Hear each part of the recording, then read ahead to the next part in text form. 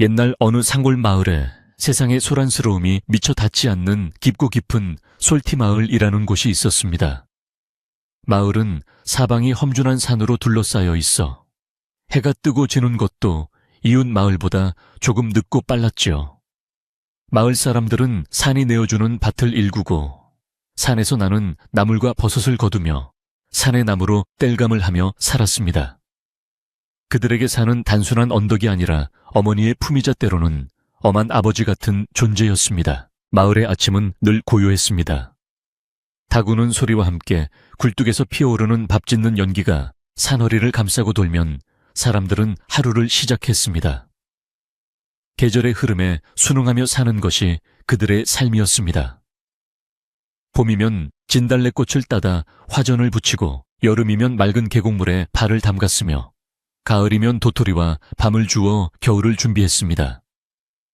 그리고 산신령이 이 모든 것을 보살핀다고 믿으며 매년 정월이면 작은 산신각에 모여 감사의 제를 올렸지요. 이 평화로운 솔티 마을에 민수라는 나무꾼이 살고 있었습니다. 민수는 마을에서도 소문난 착한 심성을 지닌 사내였습니다.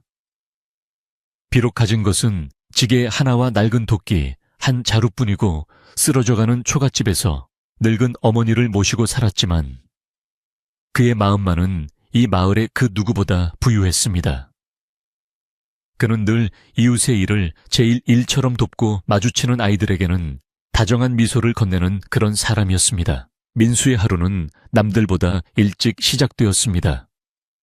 동트기 전 일어나 어머니의 약을 다리고 차가운 물로 세수를 마친 뒤 지게를 짊어지고 산으로 향했습니다. 그는 늙고 병든 어머니를 지극정성으로 모셨습니다.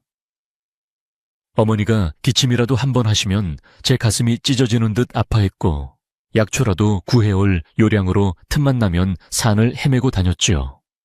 어머니는 그런 아들을 볼 때마다 내 걱정은 말고 내 몸이나 챙기거라고 말했지만 민수는 그저 웃어 보일 뿐이었습니다. 민수는 나무를 할 때도 그만의 규칙이 있었습니다. 아무리 땔감이 급해도 어린 나무나 갓 자라나는 가지에는 절대 도끼를 대지 않았습니다. 그는 늘 나무야 나무야 미안하다. 네가 우리 어머니를 따뜻하게 해줄 불씨가 되어주렴 하고 작은 소리로 나무와 대화를 나누곤 했습니다. 그는 산의 모든 생명이 서로 연결되어 있다고 믿었습니다. 그래서 마른 가지나 이미 쓰러진 나무들 위주로 땔감을 모았고 덕분에 다른 나무꾼들보다 2배는 더 오래 산을 헤매야 했습니다. 그의 다정함은 짐승들에게도 마찬가지였습니다.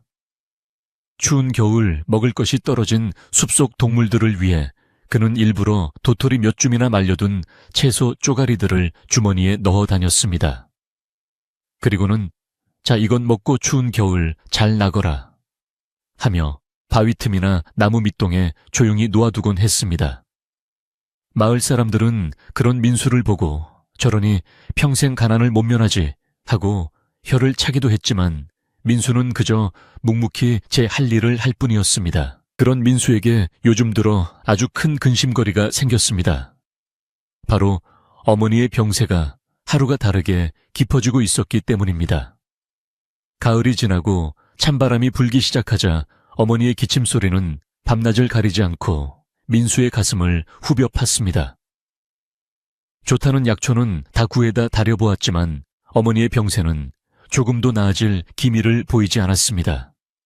민수는 뜬 눈으로 밤을 새우며 꺼져가는 등불 같은 어머니의 숨소리에 귀를 기울였습니다. 며칠 전 읍내에서 용하다는 의원이 왕진을 왔습니다. 의원은 한참 동안 어머니의 맥을 짚어보고는 고개를 가로저었습니다. 이미 백약이 무효일세, 노환이 깊어 기력이 다했어. 민수가 무릎을 꿇고 제발 살려주십시오 의원님. 무엇이든 하겠습니다라며 애원하자 의원은 한숨을 내쉬며 말했습니다. 딱 한 가지 방법이 있긴 하나.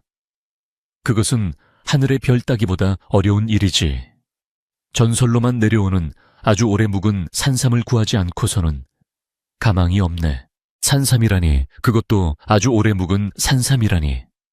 민수에게는 그야말로 그림의 떡 아니 꿈에서도 만져볼 수 없는 것이었습니다. 그 말을 들은 날부터 민수는 망연자실했습니다. 가난한 그가 어찌 귀하디기한 산삼을 구할 수 있겠습니까? 그는 아무도 모르게 눈물을 삼키며 더욱더 깊은 산속으로 나무를 하러 갔습니다. 어머니를 살릴 수만 있다면 제 목숨이라도 내놓을 심정이었지만 그가 할 수 있는 일은 아무것도 없었습니다. 이 절망적인 마음은 민수에게 몇 해 전 겪었던 기이한 기억 하나를 떠올리게 했습니다. 그것은 민수만이 간직한 산과의 비밀스러운 약속 같은 일이었습니다. 때는 아직 잔서리차에 녹지 않은 이른 봄이었습니다. 민수는 그날따라 왠지 모를 이끌림의 평소 가던 길이 아닌 으슥하고 험한 골짜기 쪽으로 발길을 옮기고 있었습니다. 그곳은 늙은 사냥꾼들도 범호랑이 이 나오는 곳이라며 가기를 꺼리는 곳이었지요. 한참을 헤매던 민수는 어디선가 이상한 소리를 들었습니다. 새소리도 아니고 바람소리도 아니었습니다. 크르릉, 킁 하고 낮게 울리는 짐승의 고통스러운 신음소리였습니다. 민수는 순간 온몸에 소름이 돋았지만 차마 발길을 돌릴 수가 없었습니다. 그는 조심스럽게 도끼를 고쳐쥐고 소리가 나는 쪽으로 천천히 다가갔습니다. 덤불을 헤치자 믿을 수 없는 광경이 그의 눈앞에 펼쳐졌습니다. 그곳에는 집채만한 호랑이 한 마리가 쓰러져 있었습니다. 호랑이의 앞발은 밀렵꾼들이 설치해 놓은 것으로 보이는 날카로운 이빨을 가진 거대한 쇠덫에 꽉 물려 있었습니다. 호랑이는 벗어나려 몸부림쳤지만 덫은 살을 파고들며 피를 쏟아내게 할 뿐이었습니다. 호랑이는 지쳐서 거친 숨을 몰아쉬며 자신을 발견한 민수를 붉게 충혈된 눈으로 노려보았습니다. 민수의 첫 번째 본능은 도망쳐야 한다는 공포였습니다. 저 호랑이는 산의 주인이자 사람 여럿은 단숨에 해칠 수 있는 무시무시한 짐승이었습니다. 마을 사람들 누구라도 이 광경을 보았다면 줄행랑을 쳤을 것입니다. 호랑이는 덫에 걸렸음에도 불구하고 남은 힘을 다해 몸을 일으키려 애썼고 그럴수록 쇠덫은 뼈를 으스러뜨릴 듯 조여들었습니다. 하지만 민수는 도망치지 못했습니다. 그는 호랑이의 눈을 보았습니다. 그 눈에는 분노나 살기보다 어찌할 수 없는 절박한 고통과 살고 싶다는 간절함이 담겨 있었습니다. 덫 주변은 온통 붉은 피로 물들어 있었고 호랑이의 가죽은 상처투성이었습니다. 아, 민수는 자기도 모르게 작은 탄식을 내뱉었습니다. 저렇게 고통스럽게 죽어가게 내버려 둘 수는 없었습니다. 민수의 착한 심성이 두려움을 이겨냈습니다. 그는 산에서 태어나 산을 벗삼아 살아온 사람이었습니다. 그는 이 호랑이 역시 산의 일부이며 산신령이 돌보는 생명이라고 생각했습니다.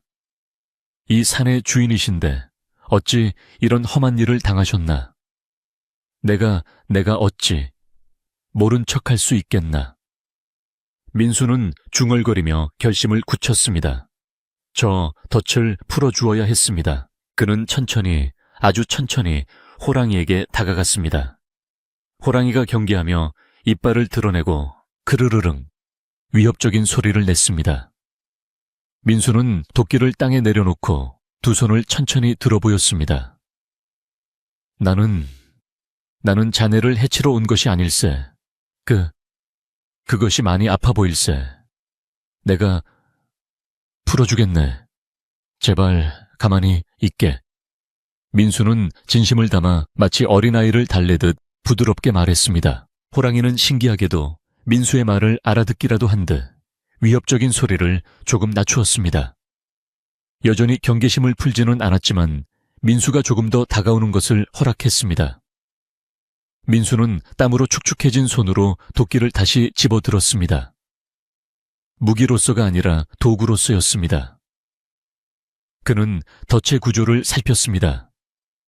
밀렵꾼들이 만든 덫은 아주 단단하고 교묘했습니다. 조금만 참게 금방 될 걸세. 민수는 덫의 스프링이 연결된 부분에 도끼 자루를 쐐기처럼 박아 넣었습니다. 그리고는 온 힘을 다해 지렛대처럼 내리눌렀습니다. 덫은 꿈쩍도 하지 않았습니다. 호랑이가 고통스러운지 짧은 신음을 냈습니다. 민수는 이를 악물었습니다. 한 번만 더. 그는 발을 땅에 단단히 디디고 온몸에 체중을 실어 도끼 자루를 눌렀습니다. 철커덩 하는 둔탁한 소의 소리와 함께 찰나의 순간 덫의 아가리가 살짝 벌어졌습니다. 호랑이는 그 순간을 놓치지 않고 재빨리 피투성이가 된 앞발을 빼냈습니다. 덫은 다시 쾅객즈쾅 하고 무섭게 닫혔습니다. 민수는 힘이 다 빠져 뒤로 주저앉았습니다. 이제 자유로워진 호랑이가 그의 바로 앞에 서 있었습니다. 호랑이는 거대한 몸을 일으켜 세웠습니다. 그 위용에 민수는 숨이 멎는 것 같았습니다. 이제 꼼짝없이 죽었구나. 은혜를 원수로 갚는 것이 짐승이라던데 하고 눈을 질끈 감았습니다. 그는 자신을 탓했습니다. 어머니, 불효자는 먼저 갑니다. 하지만 호랑이는 그를 덮치지 않았습니다. 한참 동안 아무 일도 일어나지 않았습니다. 민수가 조심스럽게 실눈을 떴을 때 호랑이는 그저 묵묵히 그를 내려다보고 있었습니다. 그 깊은 눈동자 속의 의미를 민수는 다 알 수 없었습니다. 그러더니 호랑이는 아주 천천히 마치 예를 갖추기라도 하듯 거대한 머리를 민수를 향해 한번 깊이 숙였습니다. 그것은 분명한 감사의 표시였습니다. 그리고는 호랑이는 뒤돌아서서 절뚝거리며 숲속으로 걸어갔습니다. 피를 흘리면서도 단 한 번도 뒤돌아보지 않고 안개 속으로 유유히 사라졌습니다. 민수는 그 자리에 한참을 멍하니 앉아 있었습니다. 손바닥은 도끼자루에 쓸려 벗겨지고 온몸은 땀으로 젖어 있었지만 이상하게도 무섭지 않았습니다. 오히려 마음 한구석이 따뜻해지는 기분이었습니다. 민수는 그날의 일을 아무에게도 말하지 않았습니다. 마을 사람들이 알게 되면 그를 미쳤다고 하거나 혹은 밀렵꾼들이 호랑이의 뒤를 쫓을까 두려웠기 때문입니다.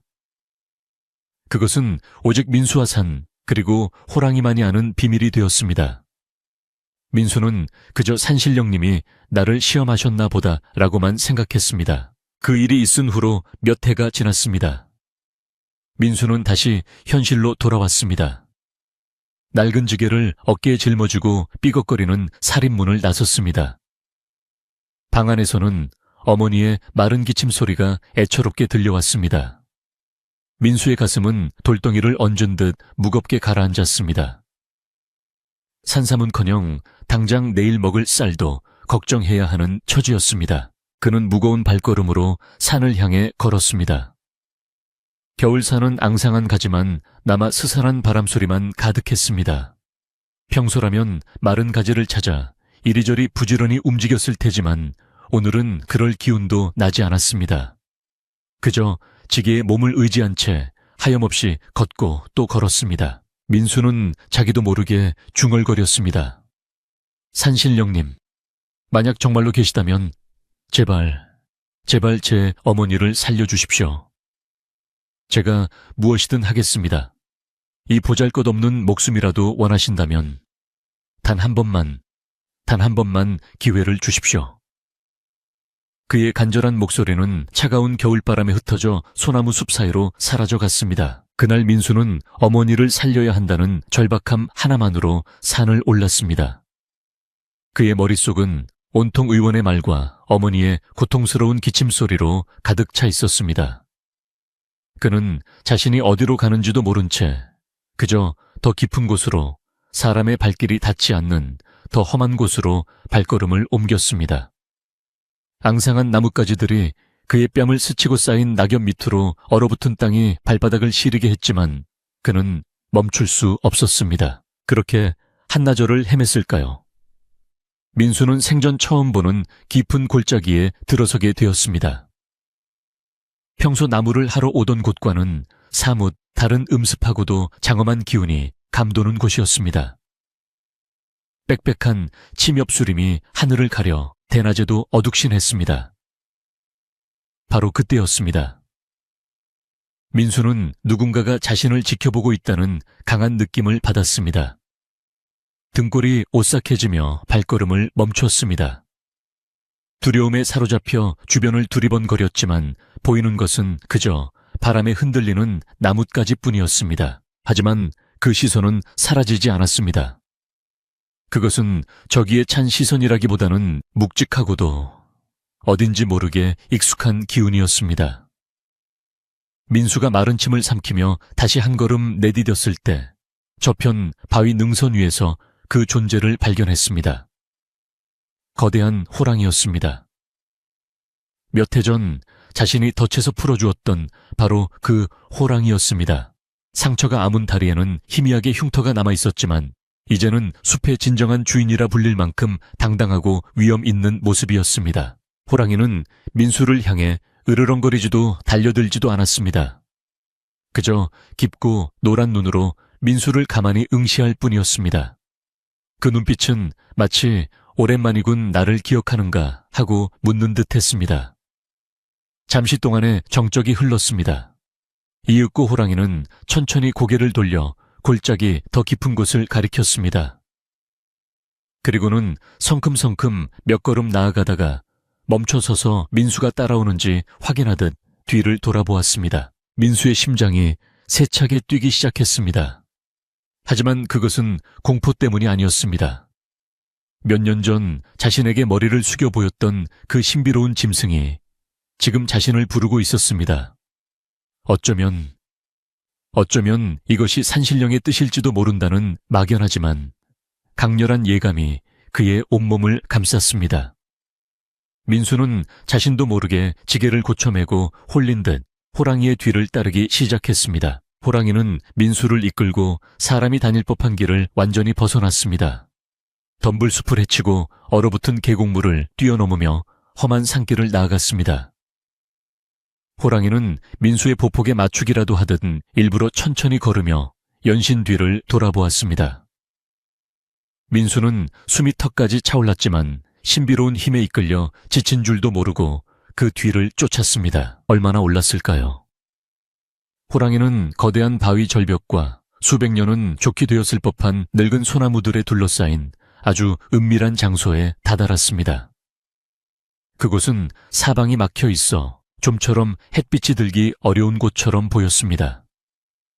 하지만 이상하게도 골짜기 전체를 감싸고 있던 짙은 안개가 그곳에서만큼은 옅어지며 신비로운 기운이 감돌았습니다. 호랑이는 그 작은 공터의 입구에서 걸음을 멈추었습니다. 그리고는 민수를 돌아보며 마치 들어가 보게 하듯 뜬 턱으로 공터의 중심부를 가리켰습니다. 민수는 조심스럽게 한 걸음 한 걸음 안개 속으로 발을 내디 IST습니다. 그러자 믿을 수 없는 광경이 그의 눈앞에 펼쳐졌습니다. 공기부터가 달랐습니다. 바깥의 차가운 공기와는 달리 그곳은 마치 봄날처럼 훈훈하고 짙은 흙냄새가 코를 찔렀습니다. 공터의 한가운데 마치 하늘이 일부러 그것만 비추는 듯 따스한 햇살 한 줄기가 곱게 내리쬐고 있었습니다. 그리고 그 햇살 아래 덜 녹은 잔설 사이로 수십 아니 수백 개의 붉은 열매들이 보석처럼 반짝이고 있었습니다. 튼튼한 줄기에 탐스럽게 매달린 그 붉은 열매들은 바로 산삼의 열매였습니다. 민수는 숨이 멎는 것 같았습니다. 이것은 그저 산삼 한두 뿌리가 아니었습니다. 말 그대로 산삼밭이었습니다. 노인들의 예시이야기 속에서나 들을 수 있었던 전설의 장소였습니다. 굵은 줄기와 무성한 잎사귀들, 영롱한 붉은빛의 열매들은 그 산삼들이 적어도 50년 아니 100년은 좋게 넘었음을 증명하고 있었습니다. 민수는 그 자리에 털썩 주저앉고 말았습니다. 그는 감히 그 귀한 것들을 만져볼 엄두도 내지 못했습니다. 그저 하염없이 눈물만 흘러내렸습니다. 어머니를 살릴 수 있다는 기쁨과 이 신비로운 광경에 대한 경외심이 뒤엉켜 뭐라 말할 수 없는 감정이 북받쳐 올랐습니다. 그는 고개를 돌려 자신을 이곳으로 이끈 호랑이를 바라보았습니다. 그리고는 차가운 땅바닥에 이마가 닿도록 깊이 절을 올렸습니다. 감사합니다. 진심으로. 감사합니다. 산의 주인이시여. 민수가 흐느낌을 그치고 고개를 들었을 때 호랑이는 이미 그 자리에 없었습니다. 마치 안개 속으로 스며들기라도 한 듯 소리 소문 없이 사라져버린 것입니다. 호랑이가 서 있던 자리에는 눈 위에 찍힌 커다란 발자국만이 방금 전의 일이 꿈이 아님을 말해주고 있었습니다.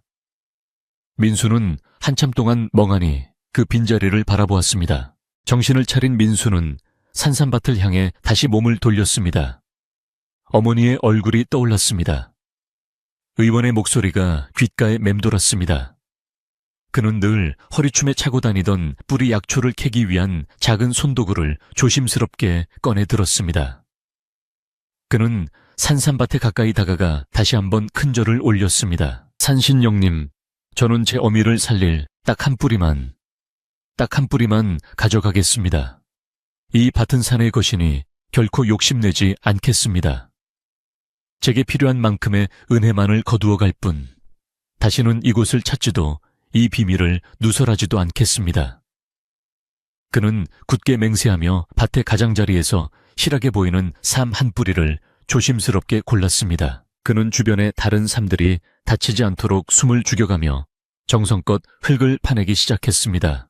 행여 잔뿌리 하나라도 상할세라 그의 손길은 깃털처럼 조심스러웠습니다. 마침내 흙 속에서 모습을 드러낸 산삼은 마치 작은 아이의 모습을 한 듯 실하고도 영험한 기운을 뿜어내고 있었습니다. 민수는 준비해온 깨끗한 천에 산삼을 정성껏 감쌌습니다. 그리고는 파헤쳤던 구덩이를 원래대로 흙과 낙엽으로 덮어 아무런 흔적도 남기지 않았습니다. 그는 품속 깊이 산삼을 넣고 산삼밭을 향해 다시 한번 고개를 숙인 뒤 꿈결처럼 산을 내려오기 시작했습니다.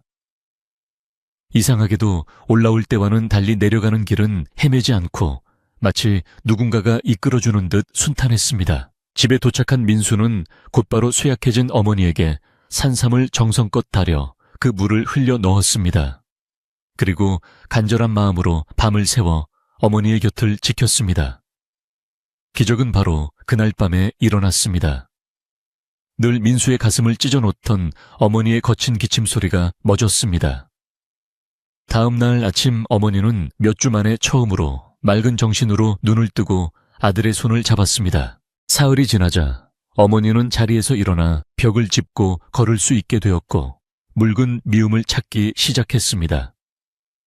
죽어가던 사람이 다시 살아난 것입니다. 민수는 기쁨의 눈물을 감추지 못하고 그저 산이 있는 쪽을 향해 몇 번이고 절을 올렸습니다. 그는 산삼밭의 비밀을 평생 가슴에 묻기로 다짐했습니다. 하지만 솔티마을처럼 작은 산골 마을에서 이런 기적이 비밀로 남을 리 없었습니다. 민순의 늙은 어머니가 자리를 툴툴 털고 일어났단다. 읍내 의원도 고개를 저었다는데 대체 무슨 약을 쓴 게야? 들었나? 민수가 글쎄 산에서 전설로만 듣던 산삼을 캤다지. 뭔가 소문은 삽시간에 마을 전체로 퍼져나갔습니다. 처음에는 그저 귀한 산삼 한 뿌리였던 이야기는 사람들의 입을 거치면서 점점 부풀려졌습니다. 한 뿌리가 아니라네. 광주리째 캐왔다더군. 아니야, 아예 산삼이 널린 밭을 발견했다지 않은가. 어쩐지 요새 민수가 산에서 통 보이질 않더라니. 혼자서 그걸 다 캐고 있었던 게야. 민수는 졸지에 산삼밭을 숨겨둔 부자가 되었습니다. 그리고 이 소문은 당연하게도 마을에서 가장 부유하고 욕심이 많은 윤 영감의 귀에까지 흘러 들어갔습니다. 윤 영감은 마을의 논밭 대부분을 소유하고 있었고 심지어 민수가 나무를 하는 산의 절반 이상이 자신의 소유라고 우기는 사람이었습니다. 그는 높은 이자로 돈을 빌려주고 빚을 갚지 못하는 사람들의 땅을 빼앗아 부를 축적한 자였습니다. 처음에 윤 영감은 그 소문을 코웃음 쳤습니다. 그 가난뱅이 나무꾼 놈이 산삼 지나가던 개가 웃을 일이지. 하지만 며칠 뒤 자신의 눈으로 직접 마당을 거닐고 있는 민수의 어머니를 목격하자 그의 눈빛이 탐욕으로 번뜩이기 시작했습니다. 그는 당장 하인을 시켜 민수를 자신의 기와집으로 불러들였습니다. 민수는 부잣집 대문 앞에서 주뼛거리다가 마지못해 안으로 들어섰습니다.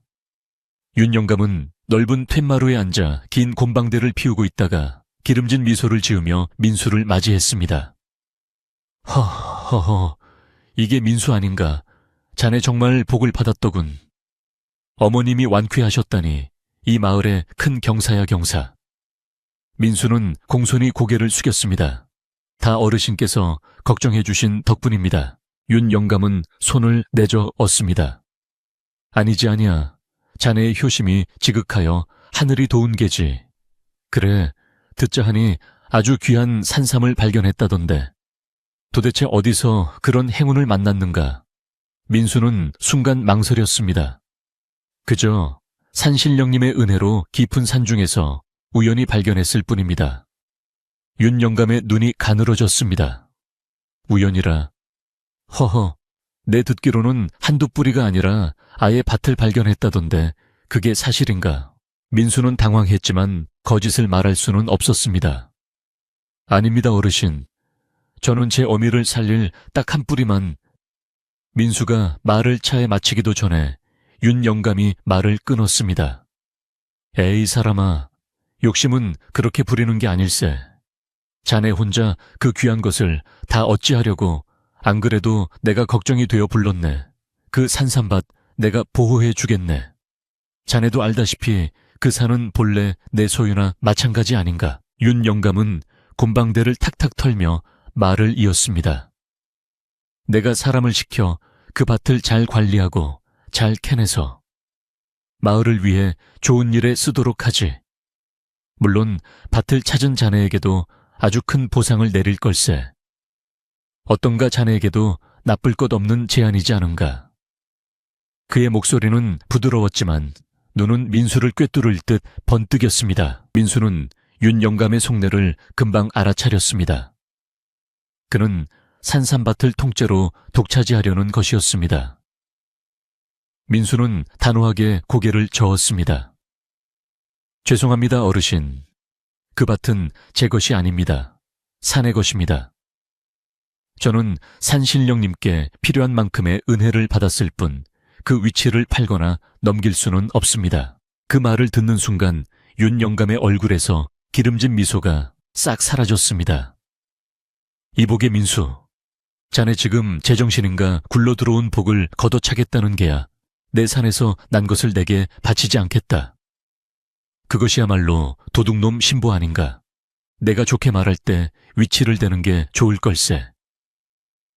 그의 목소리에는 노골적인 협박이 담겨 있었습니다. 민수는 더 이상 대꾸하지 않았습니다. 그저 묵묵히 윤 영감을 향해 깊이 허리를 숙여 인사를 올리고는 그 집을 빠져나왔습니다. 뒤에서 저 고집불통놈 저놈을 그냥 둬서는 안 되겠어 하는 윤 영감의 고함 소리가 들려왔습니다. 민수의 마음은 무겁게 가라앉았습니다. 그날 저녁 민수가 마당에서 낡은 지게를 손보고 있을 때였습니다. 누군가 살인문을 조용히 밀고 들어섰습니다. 마을에서 가장 오래된 약초꾼인 황노인이었습니다. 그는 평생을 산에서 약초를 캐며 살아온 산의 이치를 누구보다 잘 아는 현자 같은 노인이었습니다. 황노인은 어둠 속에서 주위를 한번 둘러보더니 낮은 목소리로 말문을 열었습니다. 민수, 자네가 캔 것 내가 자네 어머니의 기색을 보니 범상한 물건이 아니더군. 하늘이 내린 영약이야. 혹시 윤 영감을 만나고 오는 길인가? 민수가 놀라 고개를 끄덕이자 황 노인은 깊은 한숨을 내쉬었습니다. 그자의 욕심은 밑 빠진 독과 같네. 절대 포기하지 않을 걸세. 아마 온갖 방법으로 자네를 꿰고 협박하겠지. 마을 사람들도 조심하게. 윤 영감이 나눠주는 막걸리 몇 잔과 쌀 한 줌에 금방이라도 돌아설 수 있는 게 인심일세게. 노인의 말은 민수의 가슴을 서늘하게 했습니다. 황 노인은 어둠에 잠긴 거대한 산의 능선을 바라보며 말을 이었습니다. 산이 준 것은 산이 거두는 법일세. 그 귀한 것을 자네에게 내어주었다는 것은 다 그만한 이유가 있을 게야. 혹 자네 그것을 어찌 찾았는가? 산의 주인을 만나지는 않았는가? 민수는 황 노인의 지혜로운 눈빛을 보고 더 이상 숨길 수 없음을 깨달았습니다. 그는 몇 년 전 호랑이를 구해준 일과 오늘 호랑이가 자신을 산산밭으로 이끌어준 일을 조용히 털어놓았습니다. 황 노인은 말없이 고개만 끄덕였습니다. 역시 그 호랑이가 자네의 은혜를 잊지 않고 지켜본 게야. 민수, 그 산산밭은 자네 것이 아닐세. 자네가 팔 물건은 더더욱 아니고 그것은 산의 것이야. 황 노인은 민수의 어깨를 툭툭 두드렸습니다. 이제 자네는 무거운 짐을 진 게야. 그 밭을 지켜야 하네. 윤 영감의 탐욕으로부터, 그리고 어리석은 사람들의 욕심으로부터 산의 비밀을 지켜야 할 책임이 자네에게 있네. 민수는 비로소 깨달았습니다.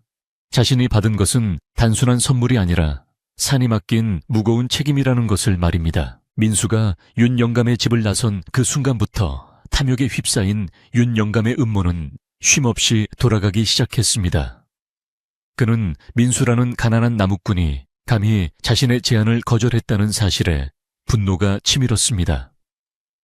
저 고집불통에 어리석은 놈 내 산에서 난 것을 감히 제 것인 양 숨겨 굴러 들어온 복을 걷어찼으니 이제 쓴맛을 보게 될 게다. 윤 영감은 자신의 청지기를 불러 은밀히 무언가를 지시했습니다. 그는 민수가 제 발로 산산밭의 위치를 말하게 만들거나 혹은 힘으로라도 빼앗을 작정이었습니다. 첫 번째 계략은 마을의 인심을 훔치는 것이었습니다. 윤 영감은 그날 저녁 마을 사람들이 모이는 주막을 찾아갔습니다. 그는 평소답지 않게 푸짐하게 막걸리와 안주를 시키며 모인 사람들에게 인심 좋게 술을 돌렸습니다. 자자, 다들 한 잔씩 밖에나. 오늘은 내가 쏘는 날일세. 마을 사람들은 어리둥절하면서도 공짜 술의 신이 나 잔을 부딪혔습니다. 술이 몇 순배 돌고 분위기가 무르익자 윤 영감은 기다렸다는 듯이 한숨을 크게 내쉬며 말문을 열었습니다. 허허허허. 그런데 다들 들었는가?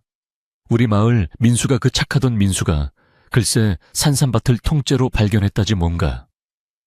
어머니 병도 낫게 했으니 이제 우리 솔티 마을도 가난을 면하게 되었다며 내가 얼마나 기뻐했는지 모르네. 사람들은 고개를 끄덕이며 맞장구를 쳤습니다. 그렇지요, 영감님. 마을에 큰 경사지요. 그러자 윤 영감은 목소리를 낮추며 짐짓 안타깝다는 듯이 말했습니다. 그런데 내가 오늘 민수를 불러 그 산삼을 마을 공동으로 잘 관리해서 가난한 집들부터 좀 나누어 주자고 했네. 내 땅에서 난 것이니 응당 그래야 하지 않겠나. 헌데 그놈이, 그 착하던 민수놈이 그걸 혼자 다 갖겠다고 딱 잘라 거절하지 뭔가. 욕심이 과하면 화를 부른다 하였거늘 참으로 안타까운 일일세.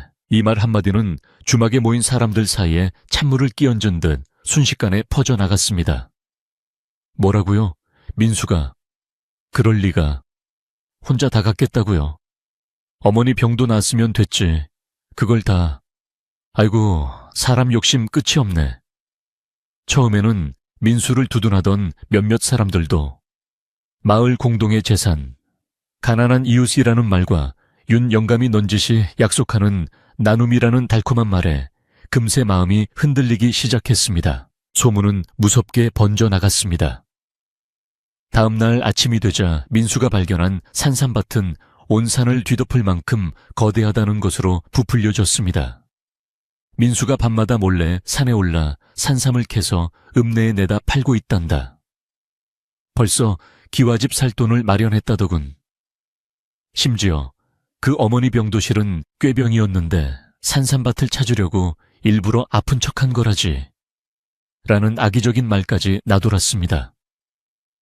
가난하고 힘든 삶에 지쳐있던 마을 사람들에게 혼자만 부자가 되려는 민수는 순식간에 공동의 적이 되어버렸습니다. 민수는 이런 분위기를 금세 알아차렸습니다. 아침 일찍 땔감을 구하러 산에 가려는데 마주치는 마을 사람들마다 그를 보고도 못 본 척 고개를 돌리거나 노골적으로 혀를 차며 수군거렸습니다. 어제까지만 해도 어머니의 병환이 나은 것을 축하해주던 따뜻한 이웃들이 아니었습니다. 우물가에서 만난 아낙네들은 흥산삼으로 배가 부르니 이젠 이웃도 눈에 안 배나 보지 라며 비아냥거렸습니다. 민수는 가슴이 답답했습니다. 그는 그저 어머니를 살렸을 뿐이고 산과의 약속을 지켰을 뿐인데 어째서 이런 비난을 받아야 하는지 알 수 없었습니다. 그는 아무 말도 하지 못하고 묵묵히 산으로 향했습니다. 하지만 그의 발걸음은 평소와 달리 청은망은 무거웠습니다. 건강을 되찾으신 어머니가 이런 험악한 소문을 들으실까봐 그것이 가장 걱정이었습니다. 한편 마을 사람들을 선동하는 것만으로는 성에 차지 않았던 윤 영감은 두 번째 계략을 실행에 옮겼습니다. 그는 청지기를 시켜 읍내에서도 가장 거칠고 돈만 주면 무슨 짓이든 한다는 외지 사냥꾼 포수 2명을 은밀하게 고용했습니다. 그들은 짐승 잡는 솜씨뿐만 아니라 사람을 위협하고 몰래 뒤를 밟는데도 이골이 난 자들이었습니다. 그날 밤 윤 영감은 사랑채에 사냥꾼들을 불러들였습니다. 내일 아침부터 그 민수라는 놈을 그림자처럼 따라붙게. 절대 들켜서는 안 되네. 그놈이 분명 산삼밭에 다시 갈 게야. 위치만 정확히 알아내오게. 그러면 약속한 돈의 2배를 주겠네. 사냥꾼들은 탐욕스러운 미소를 지으며 고개를 끄덕였습니다. 염려 마십시오, 영감님.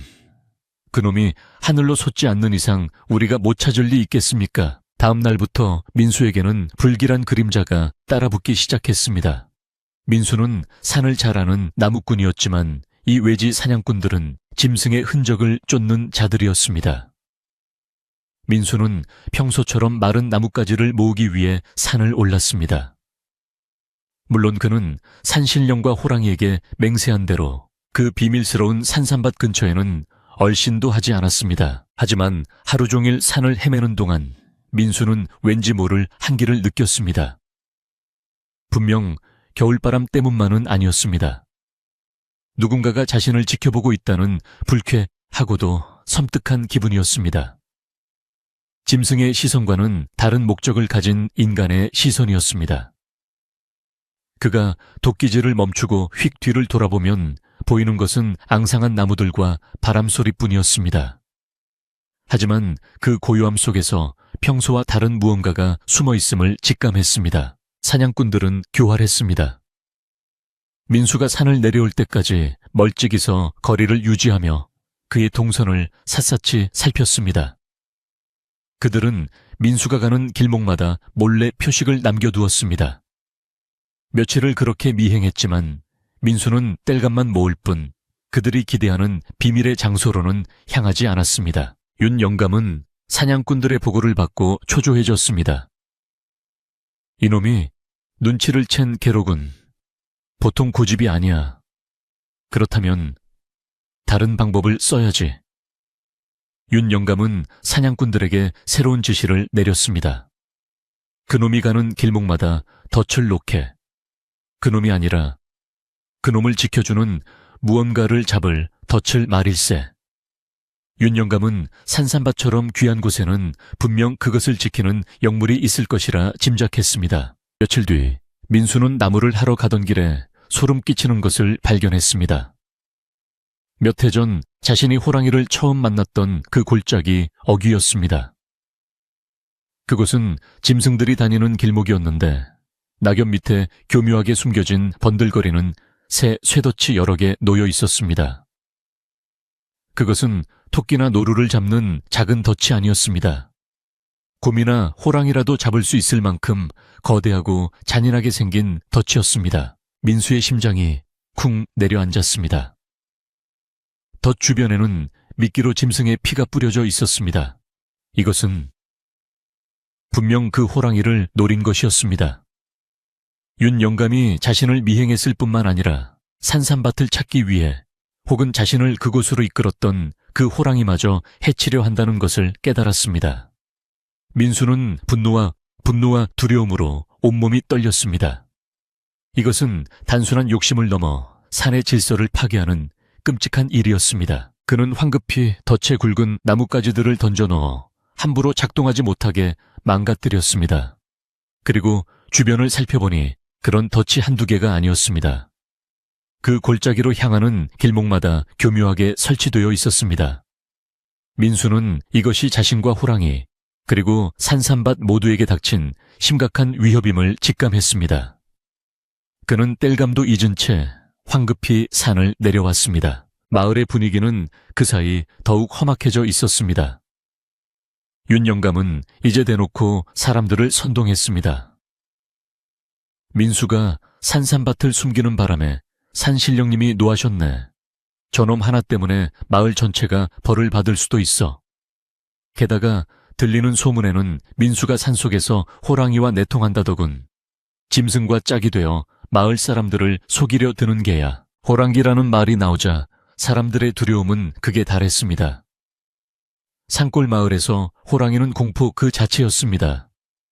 어쩐지 요즘 산에서 이상한 소리가 들린다 했어. 민수가 호랑이 힘을 빌려서 우리를 해치려는 건 아닐까.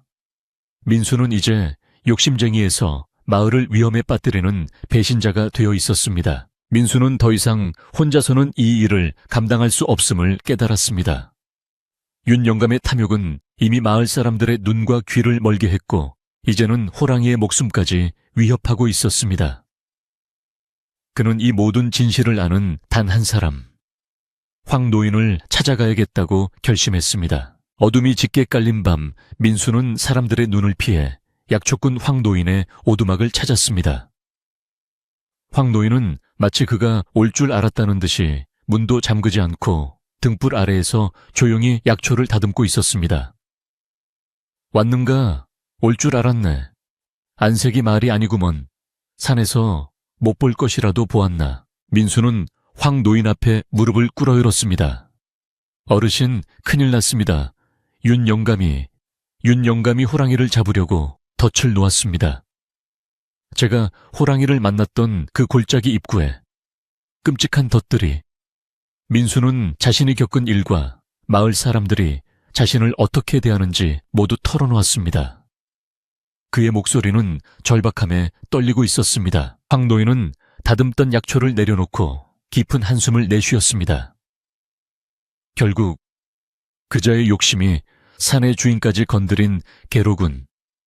덫이라 산신령님이 크게 노하실 일이야. 노인은 한참 동안 눈을 감고 생각에 잠겼다가 이윽고 결연한 눈빛으로 민수를 바라보았습니다. 민수, 이제 숨어서는 안 될 때가 왔네. 그럼 어찌해야 합니까?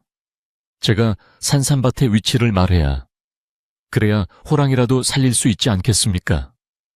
민수가 애원하듯 묻자 황 노인은 고개를 저었습니다. 아닐세, 그 밭을 내어주는 순간 윤 영감은 밭과 호랑이 둘 다 가질 걸세. 자네가 내어줄 것은 그 밭의 위치가 아닐세. 자네는 진실을 내어주어야 하네. 진실이라니요. 민수는 이해할 수 없었습니다. 자네가 어찌하여 그 산삼을 얻게 되었는지 그 은혜의 시작을 모두에게 알려야 한다는 말일세. 자네가 호랑이를 구해주었던 그날의 일 말이야. 민수는 화들짝 놀랐습니다. 그것을 어찌 사람들은 절 미쳤다고 할 것입니다. 호랑이를 구해주었다니 믿어줄 리가 없습니다. 황 노인은 민수의 어깨를 굳게 잡았습니다. 믿게 만들어야지. 진실은 힘이 있는 법일세. 윤 영감은 지금 마을 사람들을 등에 업고 자네를 압박하고 있네. 내일쯤이면 아마 모든 사람을 모아놓고 자네를 겁박하려 들 게야. 바로 그때일세. 모든 사람 앞에서 산신령님을 모신 산신각 앞에서 자네는 모든 진실을 말해야 하네. 노인의 목소리는 낮았지만 거스를 수 없는 힘이 담겨 있었습니다. 윤 영감은 산삼이라는 물건을 원하지만 자네는 산에 마음을 이야기하게. 그것만이 마을 사람들의 눈을 가린 탐욕을 걷어내고 산의 질서를 바로잡을 유일한 길일세게. 민수는 비로소 자신이 해야 할 일이 무엇인지 깨달았습니다. 그것은 산삼밭을 숨기는 것이 아니라 산의 은혜를, 그 비밀을 지켜내는 것이었습니다. 황 노인의 예견은 틀리지 않았습니다. 다음 날 아침 해가 중천에 뜨기도 전에 마을은 윤 영감의 하인들이 외쳐대는 소리로 소란스러웠습니다. 다들 산신각 앞으로 모이시오. 마을의 중대사를 논할 것이 있어. 민수 그놈의 죄를 만천에 물을 것이니 빠짐없이 모이시오.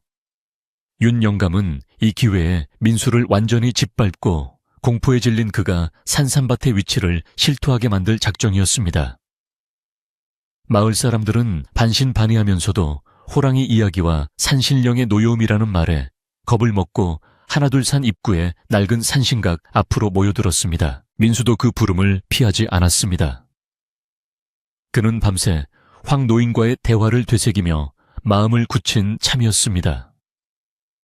어머니는 가지 말아라 민수야. 저들의 기세가 흉흉하구나 라며 불안에 떨었지만 민수는 어머니의 손을 꼭 잡으며 말했습니다. 어머니 괜찮습니다. 저는 산의 진실을 말하러 가는 것입니다. 숨는다고 해결될 일이 아닙니다. 덤덤하게 집을 나선 민수가 산신각 앞에 모습을 드러내자 모여있던 마을 사람들의 수군거림이 더욱 커졌습니다. 그를 향한 시선은 차갑고 적대적이었습니다. 윤 영감은 산신각 앞에 커다란 너럭바위 위에 팔짱을 끼고 서서 민수를 거만하게 내려다보았습니다. 그의 양옆으로는 읍내에서 고용한 낯설고 험상궂은 몰골에 외지 사냥꾼 2명이 버티고 서 있었습니다. 그들은 허리춤에 사냥용 칼을 차고 민수를 노려보며 금방이라도 덤벼들 듯한 기세였습니다. 윤 영감은 헛기침을 한번 크게 하고는 모인 사람들을 향해 목소리를 높였습니다. 보시오 마을 사람들 저놈이 바로 우리 마을의 은혜를 원수로 갚는 배은망덕한 민수요. 사람들의 웅성거림이 커지자 윤 영감은 더욱 의기양양하게 말을 이었습니다. 내가 저놈에게 어머니를 살린 산삼 외에 그 밭은 마을 공동의 것이니 내어놓으라 하였소. 그리하면 우리 가난한 이웃들에게 골고루 나누어 주겠다 하였소. 헌데 저놈이 감히 그 산삼밭을 혼자 독차지하려 내 제안을 거절했단 말이오. 이는 마을을 배신한 것이고 산신령님을 기만한 죄요. 그의 선동의 몇몇 사람들은 올소 당장 밭을 내놓아라 하고 소리치기 시작했습니다. 모든 시선이 민수에게로 쏠렸습니다. 사냥꾼들이 그에게 한 걸음 다가서며 위협했습니다. 하지만 민수는 두려워하는 기색 없이 황 노인의 말을 떠올리며 침착하게 입을 열었습니다. 그의 목소리는 나지막했지만 소란스러운 군중 속에서도 뚜렷하게 울렸습니다. 어르신 그리고 마을 분들, 저는 산삼밭을 독차지하려 한 적이 없습니다. 그는 윤 영감을 똑바로 바라보며 말했습니다. 그 산삼은 제 것이 아니기 때문입니다. 처음부터 제 것이 아니었습니다. 윤 영감이 내 놈이 캤는데 내 것이 아니면 누구 것이란 말이냐 하고 비웃었습니다.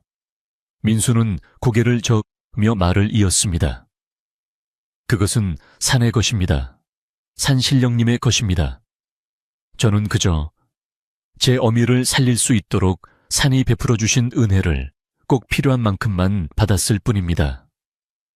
감히 제가 그것을 팔거나 제 소유인 양 넘겨줄 수는 없는 노릇입니다. 그것이 산과의 약속입니다. 그의 진실된 목소리에 소리치던 마을 사람들 중 몇몇이 입을 다물고 그를 바라보기 시작했습니다. 약속 내 놈이 산신령과 약속이라도 했단 말이냐. 가짜는 소리. 윤 영감은 코웃음을 쳤습니다. 그는 더 이상 민수와 말을 섞을 필요가 없다고 판단했습니다. 그는 사냥꾼들에게 턱짓을 했습니다. 저놈이 헛소리를 하는구나. 몽둥이 맛을 봐야 정신을 차릴 게다. 당장 저놈을 묶어서라도 산삼밭이 어디인지 불게 만들어야겠다. 산신령님의 재산을 훔친 도둑놈을 벌하는 것이다. 윤 영감의 명령이 떨어지자 험상궂은 사냥꾼 2명이 음흉한 미소를 지으며 민수에게 다가섰습니다.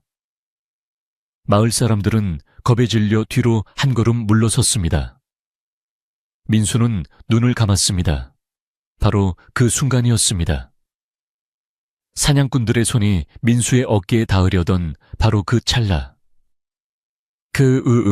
온 산이 흔들리고 사람들의 뼛속까지 울리는 낮고도 무시무시한 포효 소리가 숲 전체에서 터져 나왔습니다. 사람들은 비명을 질렀습니다. 호랑이다. 호랑이가 나타났다. 산신각을 둘러싼 숲의 아침 안개가 짙은 파도처럼 일렁겼습니다. 그리고 그 안개를 뚫고 마치 산의 전기가 뭉쳐서 형상을 이룬 듯한 거대한 존재가 천천히 모습을 드러냈습니다. 바로 민수가 몇 해 전 덫에서 풀어주었던 이제는 전설 속의 동물처럼 거대하고 위험 있는 호랑이였습니다. 호랑이는 공포에 질려 얼어붙은 마을 사람들과 덤벼들려다 멈칫한 사냥꾼들을 차례로 훑어보았습니다. 그 노란 눈동자는 분노로 이글거렸습니다. 호랑이는 어슬렁거리며 걸어 나오더니 정확하게 민수의 앞을 가로막고 섰습니다. 마치 충직한 장수가 주인을 보호하듯 민수와 그를 위협하는 윤영감, 그리고 사냥꾼들 사이에 버티고 섰습니다. 그리고는 사냥꾼들을 향해 이빨을 드러내며 크르르르 위협적인 소리를 냈습니다. 마을 사람들은 일대 혼란에 빠졌습니다. 세상에, 윤영감 말이 맞았어. 민수가 정말 호랑이랑 한패였구나. 우리를 다 해치려는 거야. 산신령님이 노하셨다. 다 도망가. 사람들은 공포에 질려 뿔뿔이 흩어지려 했습니다. 윤영감 역시 얼굴이 새하얗게 질려 자기도 모르게 너럭바위에서 뒷걸음질 쳤습니다. 그는 다리가 후들거려 당장이라도 주저앉을 것 같았습니다. 바로 그때였습니다. 민수를 잡으려던 사냥꾼 2명 중 1명이 호랑이의 앞발을 보고는 공포에 질린 비명을 질렀습니다. 저놈이다. 저놈이 틀림없어. 다른 사냥꾼이 무슨 소리야 하고 되물었습니다. 첫 번째 사냥꾼은 호랑이를 손가락질하며 부들부들 떨었습니다. 몇 년 전 우리가 이 근처 골짜기에 놓았던 그 제일 큰 덫, 그 덫에 걸렸던 놈이 바로 저놈이야. 사냥꾼의 목소리는 공포에 질려 찢어질 듯 날카로웠습니다. 그때 우리가 잡으러 갔을 땐 이미 놈은 사라지고 덫만 박살이 나 있었지. 덫이 누군가가 억지로 부숴놓은 흔적이 역력했단 말이야. 저놈 다리에 흉터를 봐. 저 덫에 자국이 틀림없어. 그는 비로소 모든 조각이 맞춰진다는 듯 믿을 수 없다는 표정으로 민수를 돌아보았습니다. 그럼 그때 저놈을 풀어준 게 내 놈이었단 말이냐. 사냥꾼의 절규와도 같은 외침은 산신각 앞에 모든 사람들에게 똑똑히 들렸습니다. 순간 웅성거리던 모든 소리가 멎었습니다. 마을 사람들은 얼어붙었습니다. 민수가 호랑이를 부린 것이 아니었습니다. 민수가 목숨을 걸고 모두가 두려워하는 저 산의 주인을 밀렵군의 덫에서 구해주었던 것입니다. 그리고 이제 그 호랑이가 은혜를 갚기 위해 민수를 지키러 나타난 것입니다. 모든 진실이 밝혀지는 순간이었습니다. 윤영감이 퍼뜨린 호랑이와 내통하는 배신자라는 거짓이 산산조각 났습니다. 민수가 산삼을 얻게 된 이유가 밝혀졌습니다. 그것은 탐욕스러운 도둑질의 결과가 아니라 죽어가는 생명을 구한 착한 심성에 대한 산의 보답이었습니다. 사람들은 비로소 자신들이 윤영감의 탐욕에 눈이 멀어 마을에서 가장 선한 이웃을 얼마나 잔인하게 몰아붙였는지 깨닫게 되었습니다. 그때 사람들 뒤편에 조용히 서 있던 황 노인이 앞으로 나섰습니다. 그는 호랑이를 두려워하지 않고 오히려 경외심 어린 눈빛으로 바라보았습니다.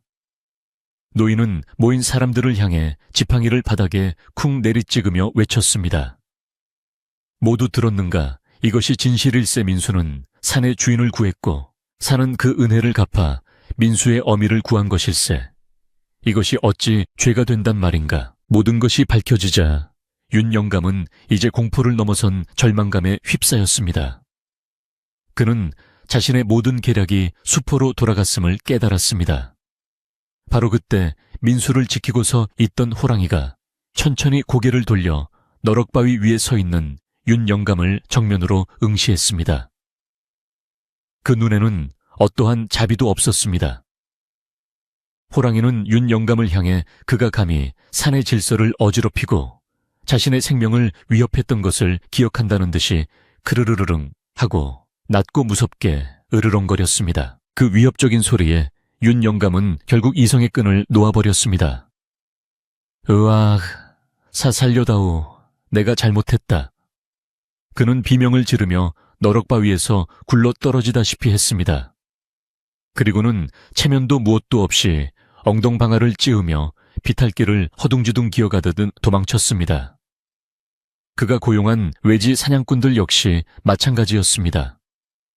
그들은 희익덫에 걸렸던 놈이야, 원한을 가졌어 라고 소리치며 가지고 있던 칼과 무기들을 내팽개치고는 윤 영감의 뒤를 따라 줄행랑을 쳤습니다. 탐욕스럽던 인간들이 비참하게 사라지는 모습을 호랑이는 그 자리에서 묵묵히 지켜보았습니다. 산신각 앞에는 이제 겁에 질린 채 어찌할 바를 모르는 마을 사람들과 덤덤히 서 있는 민수 그리고 황 노인만이 남았습니다. 숲에는 다시 고요함이 찾아왔습니다. 방금 전의 소란이 마치 꿈이었던 것처럼 산은 다시 평온을 되찾았습니다. 호랑이는 자신의 임무가 끝났음을 알았습니다. 호랑이는 천천히 민수에게로 고개를 돌렸습니다. 그 눈빛은 이제 분노가 아닌 깊은 신뢰와 어쩌면 마지막 작별 인사를 건네는 듯한 오묘한 빛을 띠고 있었습니다. 몇 해 전 덫에서 풀려났을 때처럼 호랑이는 민수를 향해 거대한 머리를 다시 한번 천천히 그리고 깊이 숙여 보였습니다. 그것은 은혜를 갚았다는 표시이자 산의 친구에 대한 존중의 표시였습니다. 그리고는 호랑이는 몸을 돌려 마치 처음부터 그곳에 없었던 것처럼 소리 없이 안개 속으로 유유히 사라졌습니다.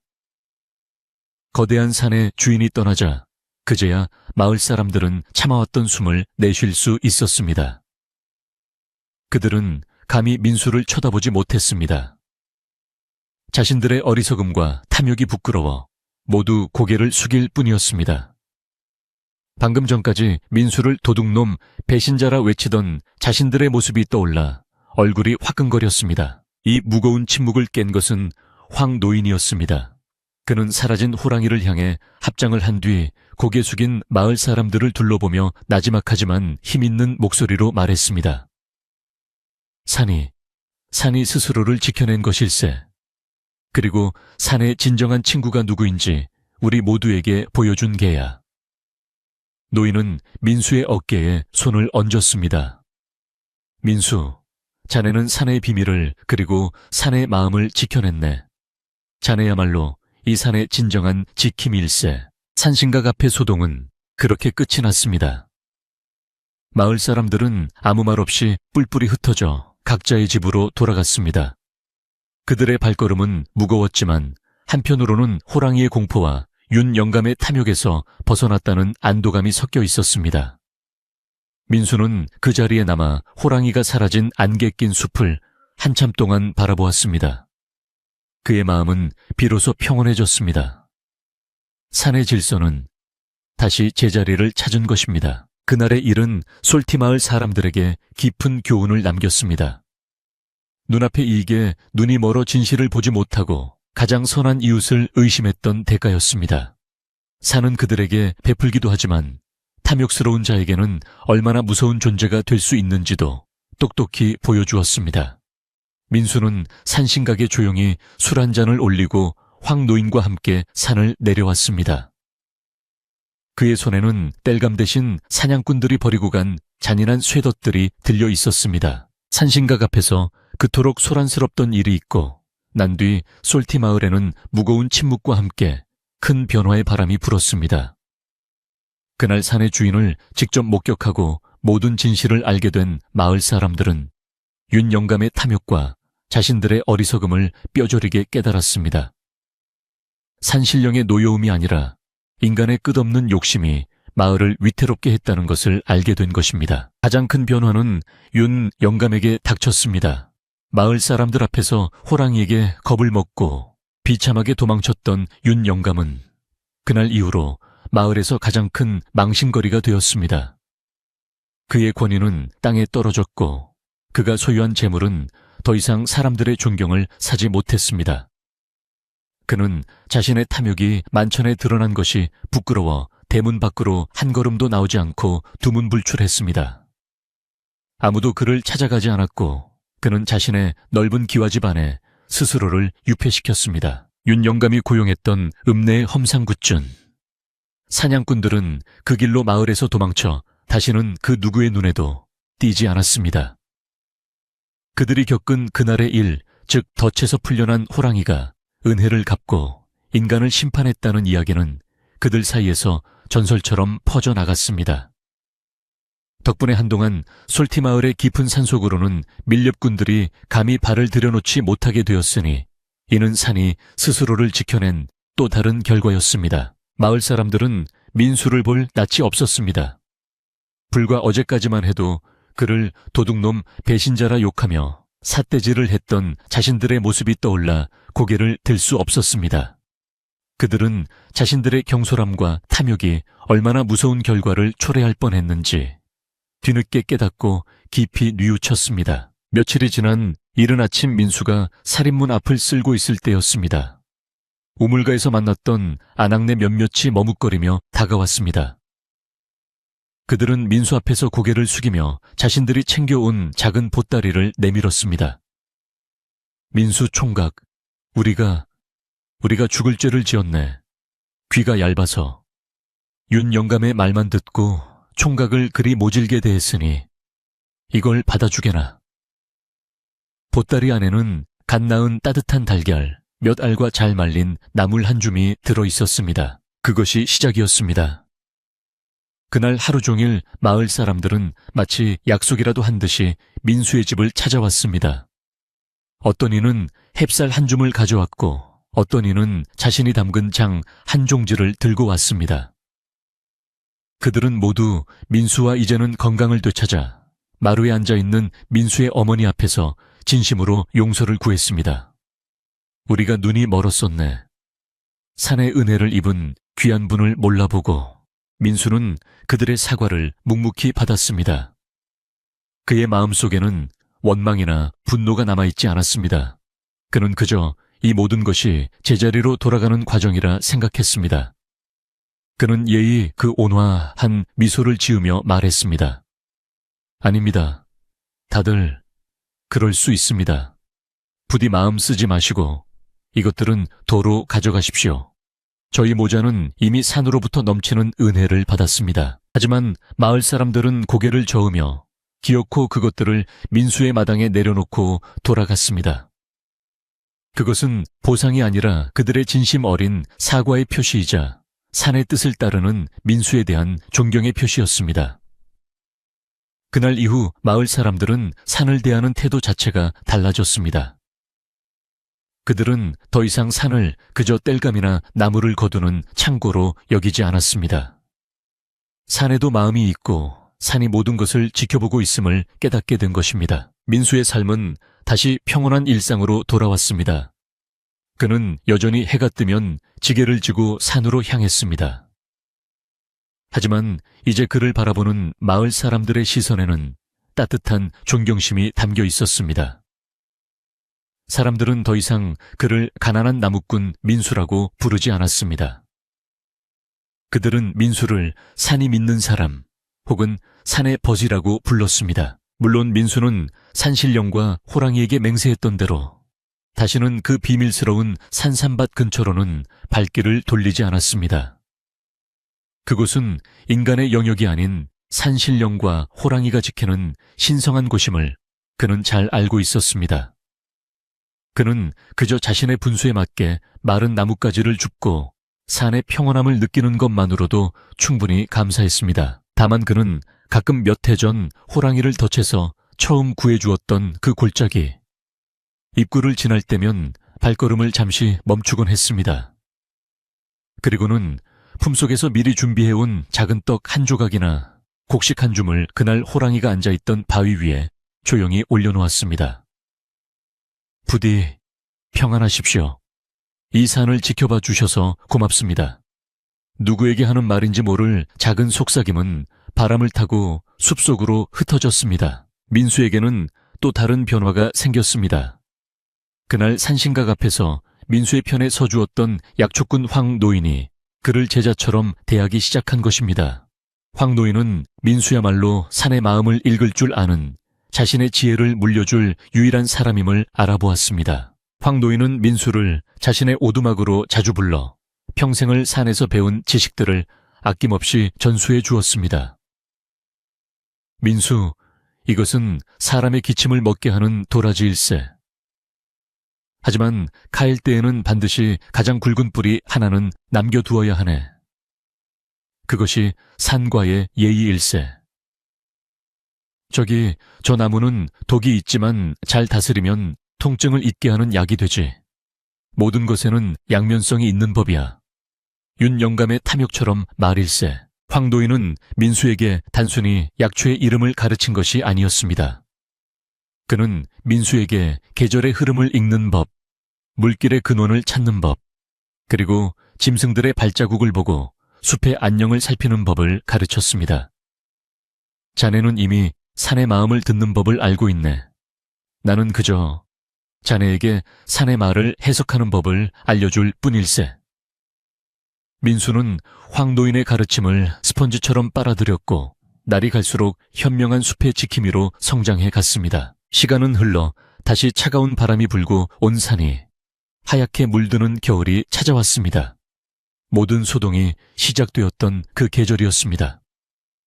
하지만 올해의 겨울은 작년과는 사뭇 달랐습니다. 솔티마을 사람들의 마음은 더 이상 가난에 쪼들리거나 이웃을 시기하지 않았고 서로가 가진 것을 나누며 평화롭게 겨울을 맞이하고 있었습니다. 눈이 펑펑 쏟아지는 깊은 겨울밤이었습니다. 세상의 모든 소리가 하얀 눈 속에 묻혀 고요하기 그지없는 밤이었습니다. 민수의 작은 초가집 안은 그 어느 때보다 따뜻한 온기로 가득 차 있었습니다. 작년 이맘때 민수의 가슴을 후벼 팠던 어머니의 고통스러운 기침 소리는 더 이상 들리지 않았습니다. 따뜻한 아랫목. 민수는 이제 뺨에 혈색이 돌아 건강해진 어머니와 함께 앉아 있었습니다. 어머니는 희미한 등불 아래에서 낡은 옷가지를 꿰매며 나직한 목소리로 오래된 자장가를 흥얼거리고 있었습니다. 그 평화로운 콧노래 소리가 민수의 마음을 한없이 편안하게 했습니다. 민수는 창호지 문 너머로 고요히 눈 덮인 산을 바라보았습니다. 달빛을 받아 은은하게 빛나는 산의 능선은 마치 거대한 어머니가 마을을 품에 안고 평화롭게 잠든 모습과도 같았습니다. 사납게 울부짖던 호랑이도 탐욕에 불타던 윤 영감의 모습도 이제는 없었습니다. 그저 고요하고 순수하고 장엄한 산만이 그곳에 있었습니다. 민수는 가슴 깊은 곳에서부터 차오르는 더없이 평화로운 만족감을 느꼈습니다. 그는 비로소 산이 그에게 가르쳐주려 했던 것이 무엇인지 깨달았습니다. 민수는 나지막이 속삭였습니다. 산은 우리가 바라는 것을 무조건 내어주시는 것이 아니었구나. 그저 우리에게 꼭 필요한 것을 꼭 필요한 만큼만 은혜로이 베풀어 주시는 것이었어. 민수는 조용히 눈을 감았습니다. 어머니의 다정한 노랫소리와 아궁이에서 타닥하고 숯이 꺼져가는 소리, 그리고 창밖에 하염없이 내리는 눈소리가 어우러져 그의 지친 영혼을 부드럽게 감싸주었습니다. 그리고 오늘 밤은 저 고요한 산도, 따뜻한 어머니도, 그리고 이 모든 것을 바라보는 내 마음도 참으로 고요하고 평화롭다. 민수의 마음은 그렇게 깊고 편안한 잠 속으로 천천히 빠져들었습니다.